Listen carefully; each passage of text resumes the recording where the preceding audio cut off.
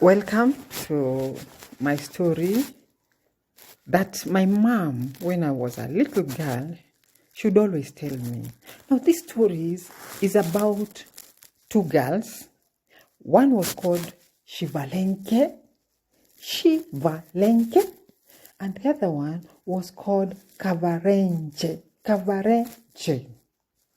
Now, Shivalenche was the firstborn, and Kavarenche was the secondborn. They loved each other.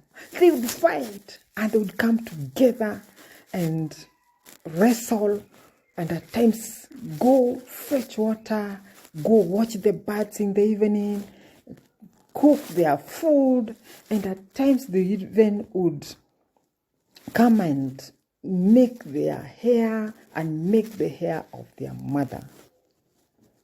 Now, as time went on, Shivalenche and Kavarenche, we are told, they would go down the stream, go collect water, and come upstream slowly as they would tease each other.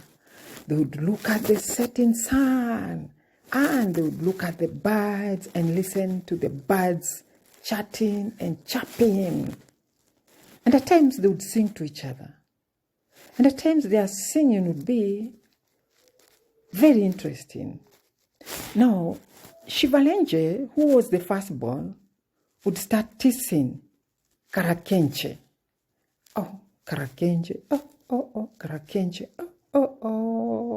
Karakenche has shot, Karakenche, and then Shivalenche. After she would finish, Karakenche would assume.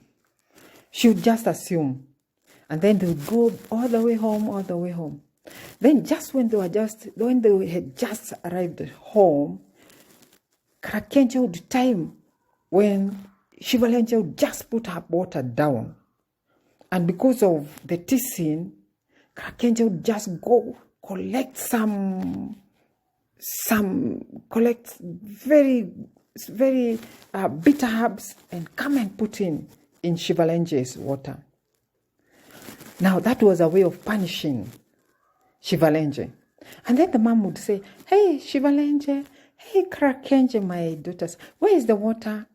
And then Karakenche would come, the second born would come and say, "Mommy, here is my water, and my water is as clean as the water that flows down the river." And then Shivalenche would quickly come and bring her water. And then the mother would look and say, "Hey, Shivalenche, how comes your water? It is full of weeds, leaves. Where did you pass? I am giving you a minute. Shivalenche, go down and fetch more water."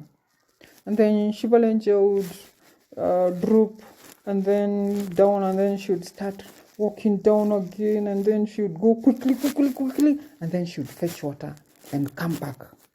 And then that story went on like that for a very long time. So they loved each other.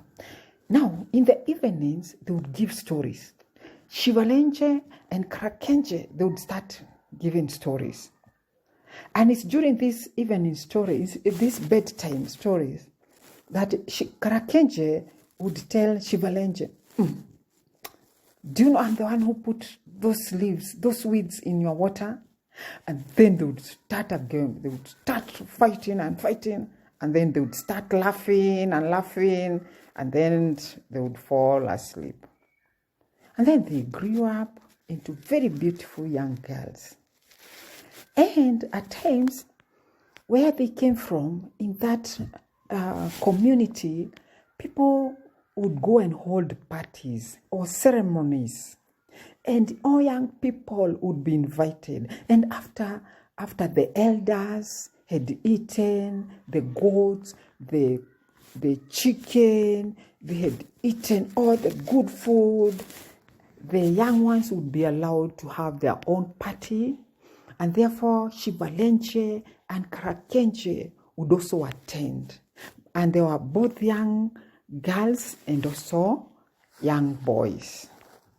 Now, these evening parties, they were not really evening parties, but they were afternoon parties, because they would hold their parties from 2 or 3 up to around 6 because they were very disciplined, okay?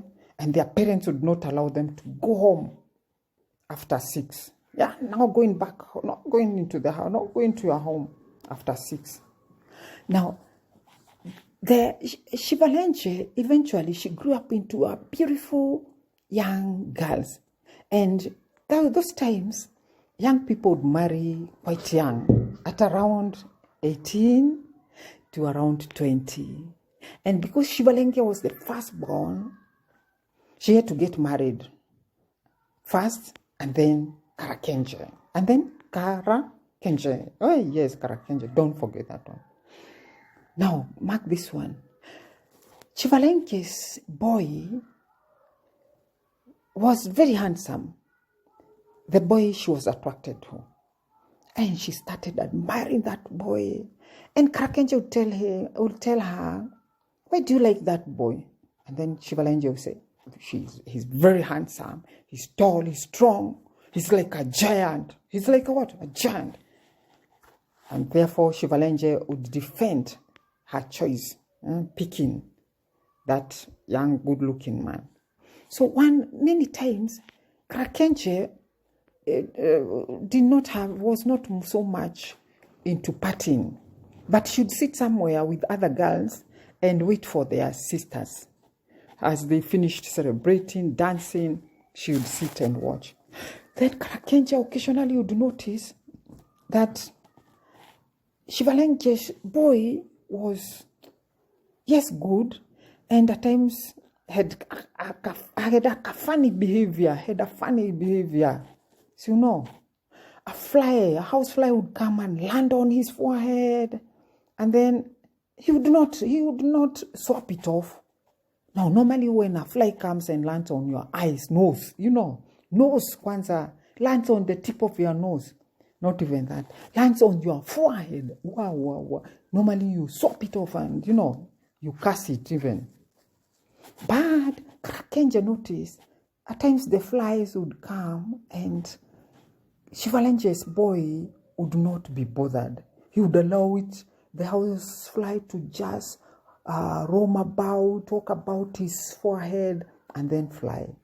And at times, it would go behind his head like this one.